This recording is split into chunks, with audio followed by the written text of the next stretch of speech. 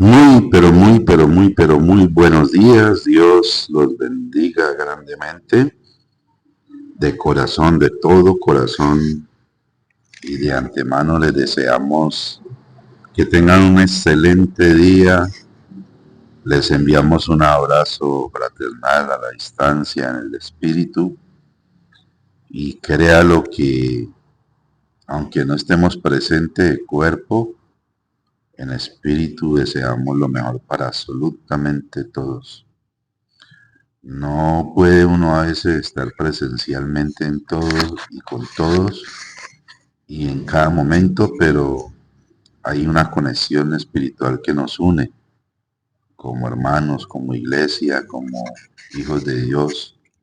Siempre nos va a unir esa conexión espiritual, aunque de pronto la distancia nos separen o los malos entendidos o las decisiones propias o determinaciones del mismo Dios nos alejen, pero cuando somos hijos de Dios vamos a tener una conexión directa.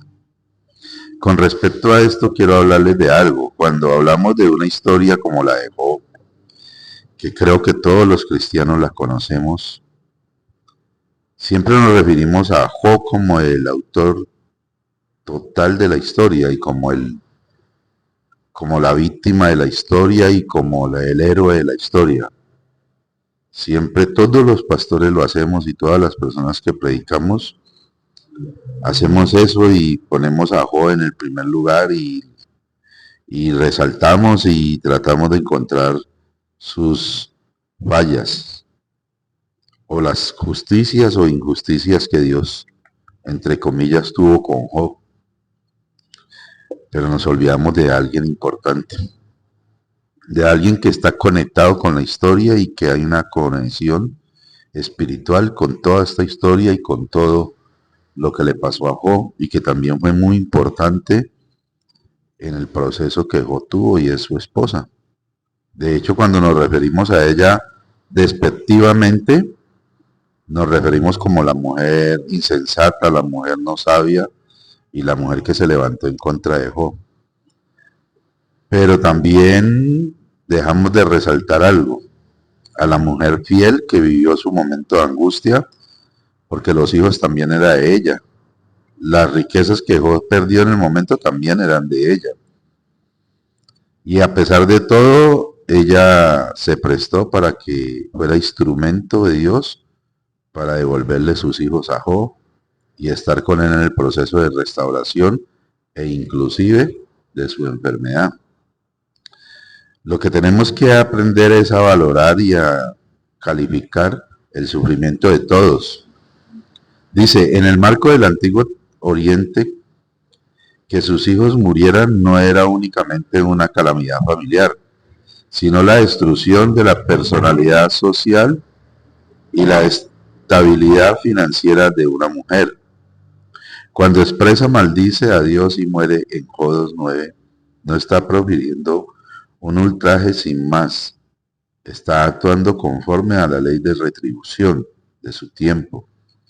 Si Dios mandaba calamidades, el juicio era irrefutable. Para ella fallecer no era una insurrección, sino la única vía legal frente a un Dios que parecía haberle hecho la guerra. No era una que creyera, era una mujer rota por una doctrina de acciones y premios que se desmoronó en su presencia. Job la tachaba de insensata. Naval en hebreo, un vocablo que describe a quien vive sin tener en cuenta la supremacía de las escrituras sobre el caos. Sin embargo, el texto bíblico no rechaza históricamente la restauración de Job. En Job 42:13 lo vamos a ver. Da a entender que fue ella quien se quedó a su lado para dar a luz los 10 hijos que le devolvió el Señor a Job. La Biblia no atenúa su equivocación, pero tampoco desatiende su humildad. Ella experimentó la misma devastación que Job, aunque sin la ventaja de una revelación directa. En última instancia, su historia nos enseña que la gracia es lo bastante amplia. Más bien, en última instancia, su historia nos enseña que la gracia es lo bastante amplia para amparar incluso a aquellos que se quiebran cuando el designio de Dios no se corrompe con sus planes. Entonces, si vemos aquí, vemos a una mujer que tuvo que soportar, vivir la pérdida de sus hijos y ver la destrucción de todo lo que habían construido durante muchos años.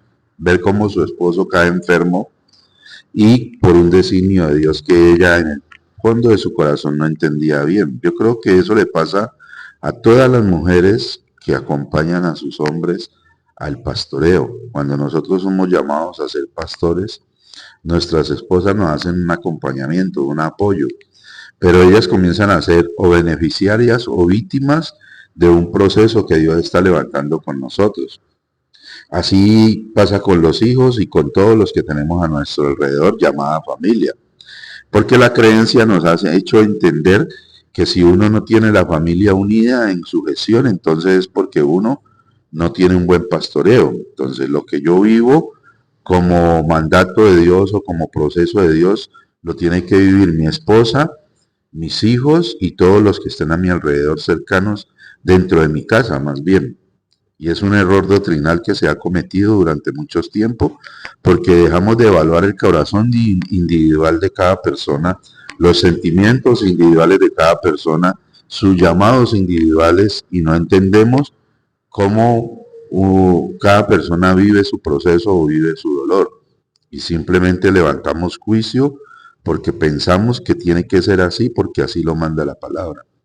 Entonces dejamos de pensar en el ser humano como a esta mujer, la mujer de Job, que perdió todos sus hijos, perdió todo lo que habían conseguido, perdió todo lo que su esposo había luchado de un momento a otro, pero ella no podía decir nada porque simple y llanamente era la esposa del pastor. No es así, mis amados.